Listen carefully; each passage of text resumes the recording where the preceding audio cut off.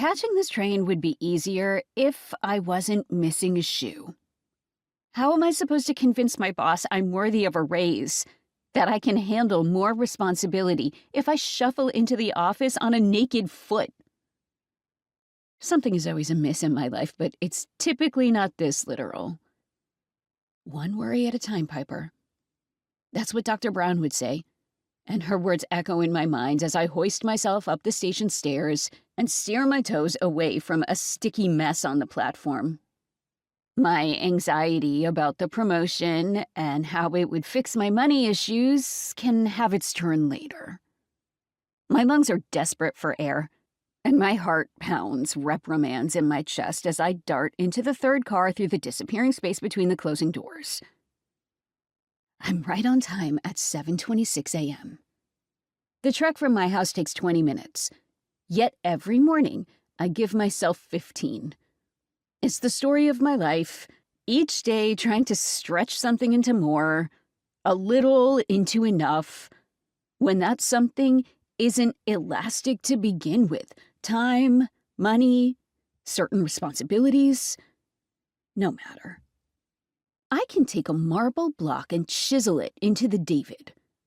Well, maybe not the David, but perhaps something sort of resembling a man named David.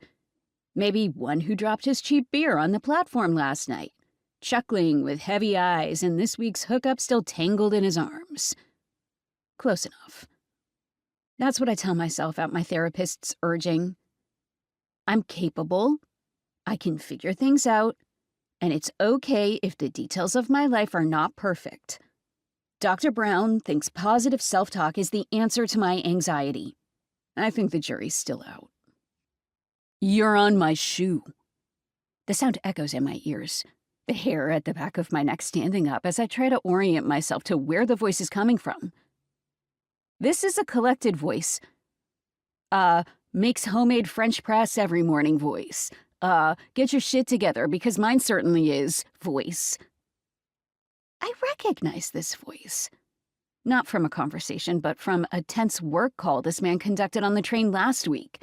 Loudly enough for everyone in the third car to hear. I couldn't drag my eyes away from him, and not only because he was rude. He looked straight out of a Ralph Lauren catalog.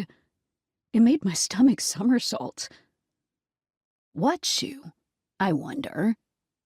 Then suddenly remember, shoes! Ah, yes, I'm missing a shoe.